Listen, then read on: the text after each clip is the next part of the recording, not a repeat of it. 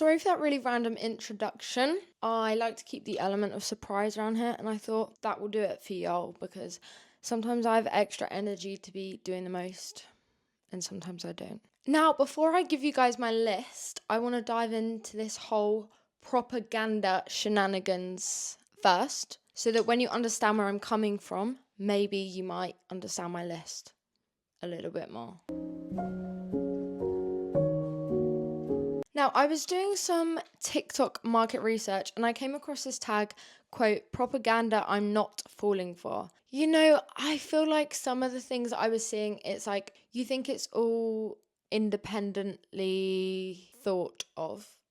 Yeah, you think it's your idea. But in reality, it's probably the things on the list that I'm saying are probably just like the same 5 things on rotation that we're seeing pop up because of the algorithm. Now, tell me why every single white girl, and no, I'm not saying this in like a hate kind of way, I'm saying it in a like statistical pattern recognition way, but they all said such similar things. I'll give you some examples. We had matcha, polka dots, Pilates, and it's so ironic that the things that we call personal taste, and like, here's my personal list of blah blah blah, it's not unique. It's literally the same list. Now, isn't it strange that expressing individuality often ends up meaning you're copying the same few like aesthetic things? Maybe it's because certain lifestyles feel safe to you or familiar, already socially approved, perhaps. Maybe fashion taste isn't about what we like, but wanting to belong.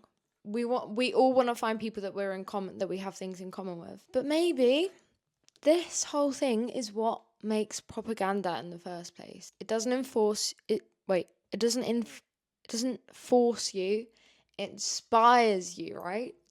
Very gently over time until it gets more repetitive and more repetitive until it feels like your own idea. Propaganda, yes, but I'm not talking about Cold War propaganda. This is suggestive, harmless. And there you have it. At the end of this whole cycle, you're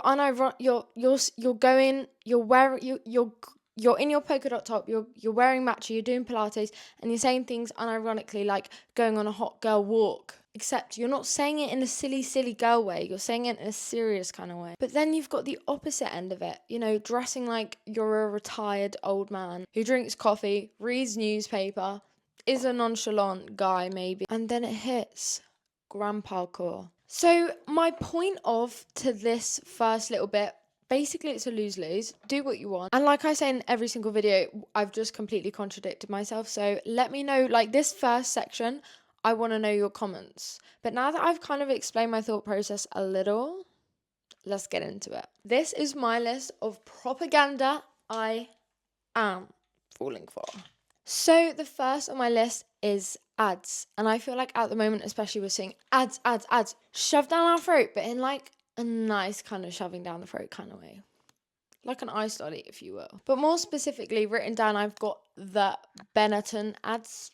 Help me pronounce that. Now, I actually can't include most of the adverts that are mostly well known. Like, I can't even put them on YouTube, or maybe I can, but maybe my video will get taken down, so I'm not sure. But you can do your own research if you want. Now, Benetton is a global fashion brand based in Italy, as well as their clothes are even more better known for their shock factor ads. I'm just saying that sometimes companies do things for shock value, and I'm not against it. I didn't even write that last bit down, but why did that sound like I was a cartoon character? I'm not even against it. I don't know why I said it like that. Now, the reason why I love this side of advertising, I'm not saying specifically this brand, is that maybe on the surface it might seem shallow, like we're making fun of things, but in reality, what these companies are doing is bringing attention to the things in the world that's going on. There's a philosophy called shockvertising, which is where, you use shocking imagery to grab attention and force viewers to confront uncomfortable truths. They really said, let's make world problems visual and sell clothes at the same time. Honestly, it works for them though. There's a reason why they're so well known. Love it or hate it. And maybe some people might disagree with this. Oh, there's so many birds just lining up on the fence out there. It's so cute. Weaponizing, what's the word that I wrote down? Activism for marketing. What do we think about this? There's a few brands that I know. I'll put them on the video, I guess. And whether people think it's stupid, staged nonsense, or they're believing it and calling out this bad behaviour, but people are forgetting what is numbers in this day and age. Comments upon comments be racking in, likes and likes, shares and shares. Guess what it does for the brand? It only helps them out. So like when I see these shocking ads, I'm never going to run to a comment like, this is disgusting, unless it was that one Balenciaga campaign. See, some things just, that's another level, and I'm not the right person to be talking about that. By the way, I wear my hair up all the time, and I always feel so naked. Am I allowed to say that word in here? But I'm like, oh, it's too hot to be wearing my hair down. So y'all just gonna have to. If you see a wonky hairline bit up here, it's because as I opened my boot yesterday, you know, it's got like the clip thing, the metal like lock on the inside of it. Smash right on my head, dry blood in it. Now that was a big ramble, but the next few ones are very quick. I just had a lot to say about that one. Okay, next on my list, out of date fashion. Now, if you want, you can check my Pinterest board for this. I've got a whole board of like outdated but hot. I'm thinking mainly like Addison Rae vibes right now. And also, have we clocked that she's gone no makeup? No one's really talking about the fact that Addison Rae is doing the majority of her press tour without makeup. Like, that is kind of revolutionary for a female pop artist. Just saying. No. Addison, stay hydrated. Hi. I just wanted to point this out. I do think it's cool that, you know, one of our biggest pop queens, icons of our time is not wearing makeup. But also I want it to get to a point where like no one even gives a heck about that, and like it doesn't need to be a thing that we comment on, but I get why right now we're commenting on it. When I say out of date clothes, I don't mean cool, I mean genuinely ugly. Honestly, maybe something that if I wore around a friend that isn't as like on the online corner that I am on, maybe they might want to throw it in the bin. Valid. Next on my list, don't cancel me, recession court. Now, I've seen it in a very, like, loose, ironic, silly, funny kind of girl way, like, on TikTok, as I've seen a lot of things on there being joked about, but I guess that is just what this generation's like, innit? Sorry, I'm not trying to push my cleavage together. In the event that the world does go into a recession, these are 10 things I won't be spending. The outfits that are trending are becoming more and more. We need a playlist of recession core. Yeah, I got you. Come on, let's go. Okay, so these are some songs, you know, we were dancing in the living room to, our parents were getting laid off. And I actually saw this really interesting TikTok video about how economic problems at the moment relate to fashion. Watch and learn. I got a lot of comments when I said the term recession core in a video, and rightfully so. One theory is that people turn to more minimalist styles during times of recession. Interestingly, search terms like quiet luxury and brands like Kate and The Row had a moderate positive correlation with weekly closing figures for the NASDAQ. So when the economy was good, people were searching for these brands and terms more. However, more common, less trendy terms like minimalist fashion, minimalist outfit, and capsule wardrobe had a moderate negative correlation with economic growth. So people were searching more for these when the economy was going down. And it's interesting that people sort of do tend to revert to more simpler outfits, quite DIY, and like it really does affect fashion. Why would it not? The next piece of propaganda I will in fact be falling for is ripped jeans. And also maybe this does fall into a recession core aesthetic. I'm not the one saying it, so you can't come for me. Also, this is my video, so I can say what the heck I want. But I will fight you in the comments if you do want to fight about it. Also, you'll rack my numbers up, so pretend to cancel me in the comments. And then people that haven't got to this part of the video yet will be like making more comments like, that is so horrible. So, but honestly, I'm loving the whole ripped jean things. I've also seen it done in like a lot of like cutouts, like weird cutout kind of ways. And this is one of those things like, girls out there, assemble. It's so hard finding clothes for my trousers, for my bottom half, because everything fits us so differently. Do I need men's? Do I need women's? We don't know. So I'm trying to find them in person, but I do not have time to be charity shopping these days. So vintage is my only option, but I don't want to be wasting my money. You see the problem. Next on my list, Karl Lagerfeld. Trendy is the last stage before tacky. I agree. Also, is that phrase when you guys help me out? When you're going out, when you look in the mirror, what is the phrase? Is it take one thing off or put one thing on? Because I'm gonna say take one thing off. Do you guys like my new everyday necklace stack?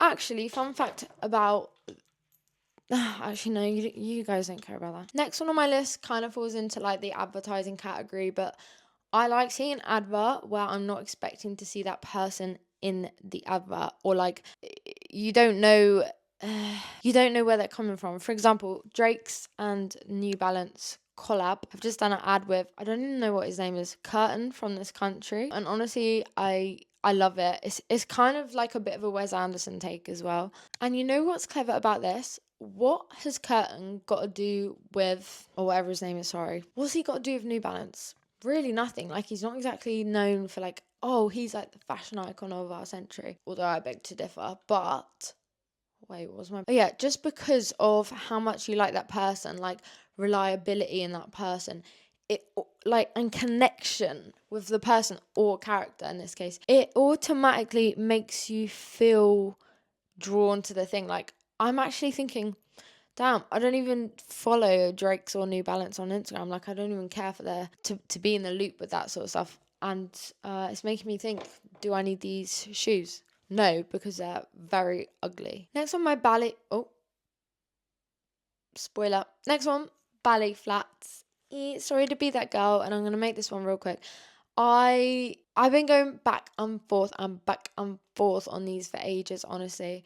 And although I've really wanted the Repetto ones, I've settled for... Well, actually, I brought these ones from an actual ballet place. And then my friend Han has recommended some as well. And I'm checking Vinted without fail every single day to see if they have them in my size yet. The ones I'm looking for, and they don't. Last but not least... Okay, I'm not a trainer girl at all. I wear boots in the summer, in the autumn, in the winter, in the spring. But one thing that I don't wear is trainers. Unless I've got a hood get up on and I've got my tracksuit on and like head low. If I've got a long drive ahead of me, you know what I'm saying? Or unless I'm on a run. That's the only time that I wear trainers. But you know what I've really been drawn to recently? Sorry to sound like maybe a basic girl. Am I? Or am I cool for saying this? Nike Shox TL in black. I just finally decided the time is nigh. And by the way, try spelling that phrase, because I don't know how to spell night, and I googled it and I voice noted it and couldn't do it. But I don't want to wear these in a 2016 JD Sports. I only get on best with the boys who play football cat. I want to wear them in is she a roadman or is she a country girl? Is she from the streets or not? Like, I want people to be questioning me. Because now, let's take it back now, y'all. Most people that you see in Nike Shox are either wearing a Gorp core get up, or they really are from the streets, right? And I don't, you know what? Hey, sue me. I don't like Gorp core unless you are hiking. Oh, I've been holding that one in for a long time. Anyways, that is all the propaganda I'm falling for. I hope you guys enjoyed it, and let me know what you want to see next. Actually, don't, because I'll tell you what the next video is that I'm going to post. I've got it all planned out and I'm going to record it now. My next video, I'm not sure what I'm going to call it yet, but it's chic / trends / summer trends / niche summer trends. And I'm also thinking about doing, actually no, this one I was gonna say something big then, but I don't know, scary to say it. And and the other thing I wanted to say is I'm like gonna try and do some house decor, because things have just stayed the same for so long. And like, do you want me to do one single, like, I'm not turning into a house decor page, one single video on me like putting things up in my house? I did put a poll on my secret Instagram story, and I think you're on my phone. I mean, you are on my phone. Wait. And one person said no. To hell! I'm joking. And if you want to see what my Pinterest board looks like for it, I'll put it on screen now. Oh, wow. That is what you call CGI. And on that note, I'm going to go. I hope you enjoyed this. Tell me propaganda you are falling for. Okay, love you. I'm going to figure out a way how to do this eventually. Hang on. A cool way.